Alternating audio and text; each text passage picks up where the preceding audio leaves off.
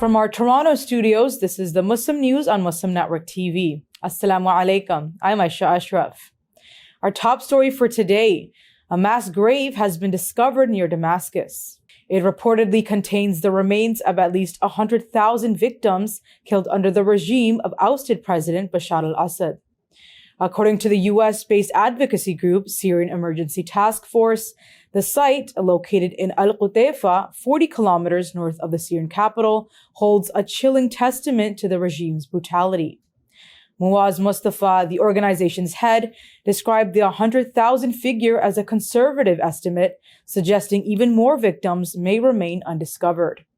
Evidence suggests many were tortured or died in prisons like Sidnaya, notorious for brutal abuse.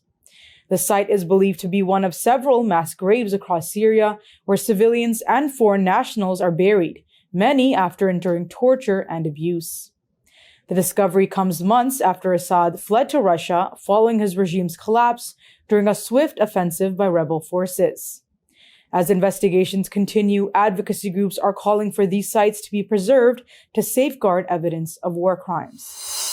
The Syrian revolutionary flag was raised at the Syrian embassy in Washington, marking a historic moment and symbolizing the fall of Syria's Assad regime.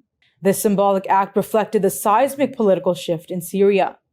On November 27, Syrian opposition forces launched a 10-day lightning offensive, capturing key cities, and then took the capital, Damascus, on December 8th. This rapid advance, supported by defecting military units, led to the collapse of the Assad regime after 13 years of civil war. Assad and his family fled to Moscow, where Russia granted them asylum. The Israeli army has demolished 41 properties owned by Palestinians in Al-Ramadin village, south of the occupied West Bank city of Hebron. Figures released by Palestinian authorities showed that Israeli authorities have demolished over 500 homes and facilities across the occupied West Bank since October 7 last year. Israel widely uses the pretext of a lack of construction permits to demolish Palestinian homes, especially in Area C in the occupied West Bank, which constitutes around 60% of its space.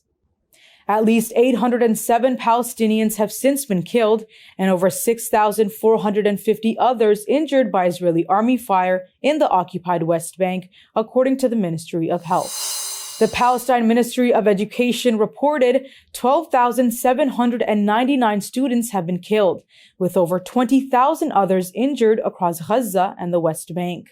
At least 14 Palestinians, including 10 in a single Gaza City home, were killed in Israeli airstrikes on Tuesday. Israeli tanks were seen advancing deeper into Rafah's western areas, according to medics. World Health Organization Chief Tedros Ghebreyesus described the hospital's conditions as appalling and urged an immediate end to the violence, saying this hell must stop. The Israeli military confirmed 2 more soldiers were killed in southern Gaza, bringing the total Israeli death toll since October 7 to 817. Meanwhile, negotiations for a Gaza ceasefire continue in Qatar. Israel's public broadcaster Khan reported that a deal, including a prisoner hostage swap with Hamas, could be finalized, coinciding U.S. President-elect Donald Trump's inauguration on January 20. Israel's war in Gaza has killed at least 45,028 Palestinians and wounded 106,962 since October 7, 2023. On November 21st, the International Criminal Court issued arrest warrants for Israeli Prime Minister Benjamin Netanyahu and former Defense Minister Yoav Gallant for war crimes and crimes against humanity in Gaza. Israel also faces a genocide case at the International Court of Justice for its war on Gaza. The family of a Turkish-American activist killed by Israeli forces in September expressed frustration after meeting U.S. Secretary of State Antony Blinken. The family of deceased Aishah Ezgi cited repeated rhetoric without meaningful action.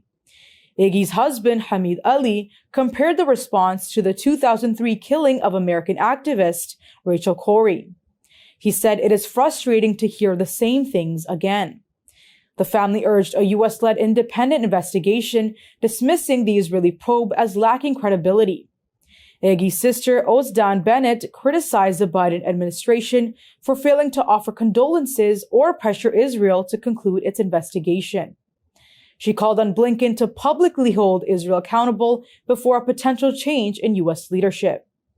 Ali emphasized that changes in Israel's military conduct have failed to prevent such incidents. We heard the same statements the Secretary of State has been making regarding waiting for an Israeli investigation, which we don't find credible. And he listened to our frustrations, which were long.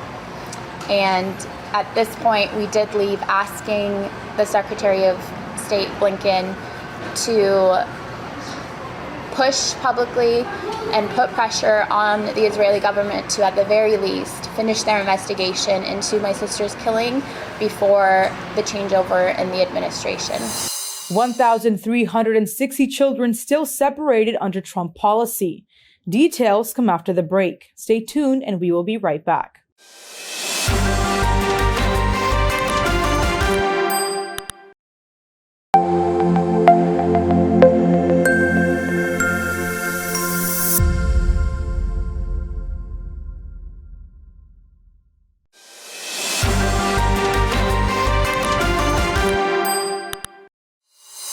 Welcome back.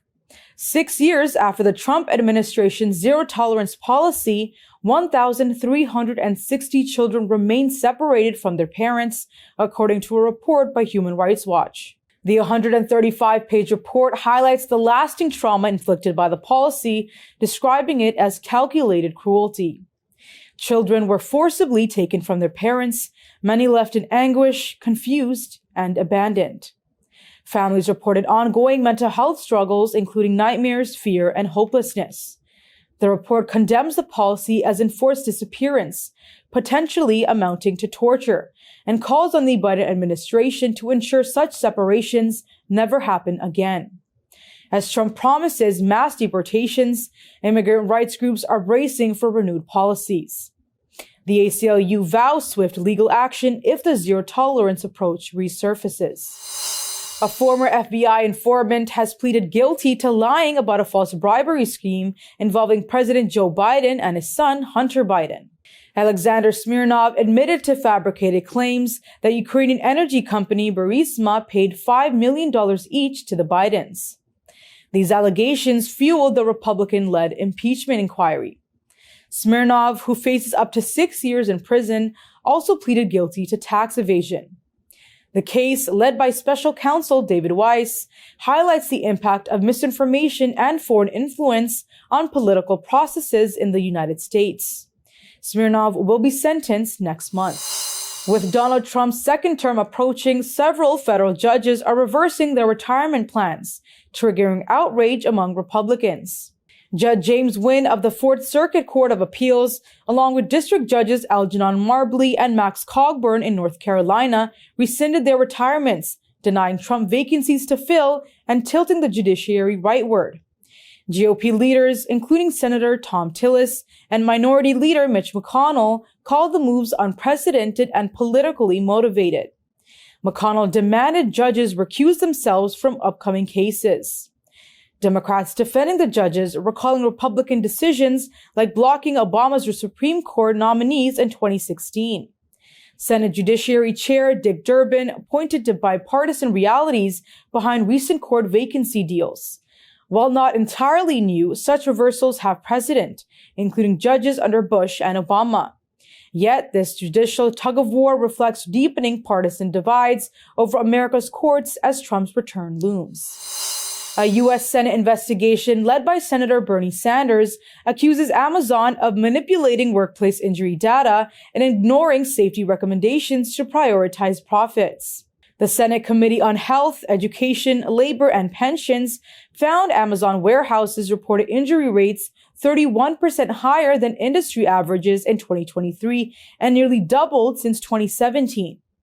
The report alleges Amazon misrepresents data by comparing injuries at all its warehouses to larger facilities with inherently higher rates, creating a misleading narrative.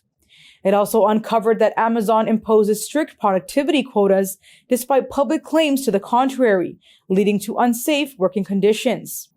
An internal initiative in 2020, Project Soteria, linked productivity speed to injuries, yet Amazon rejected changes to avoid slowing output. Sanders condemned the findings, calling it corporate greed at the expense of worker safety. Amazon denies the allegations, calling the report fundamentally flawed. Safety was among the reasons that workers at an Amazon facility in Staten Island chose to unionize in 2022. California's Labor Commissioner's Office fined Amazon nearly $6 million for tens of thousands of violations of a California law aimed at curbing the use of worker quotas. Hundreds of Muslims in China's Yunnan province staged protests outside government offices following the detention of Imam Ma Yue. Footage on social media shows crowds praying and demanding his release in Yushi City after police took Ma from a restaurant on Sunday. Witnesses report that plainclothes police surrounded the area, detaining Ma's brother and parents as well. The arrest is linked to China's Sinicization policy aimed at controlling religious practices under President Xi Jinping. Experts suggest international issues like Syria and Palestine are fueling Chinese fears of unrest among Muslim communities. Activists highlight ongoing repression of religious freedoms, including previous clashes at the historic Najiang Mosque. Protesters submitted petitions for Ma's release and an explanation as military and police cordoned off the area. The local authorities remain silent.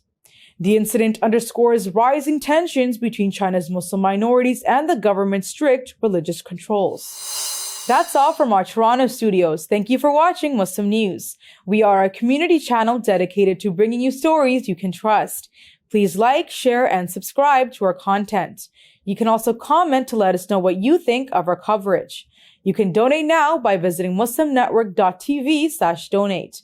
For more content, keep watching Muslim Network TV. Salam.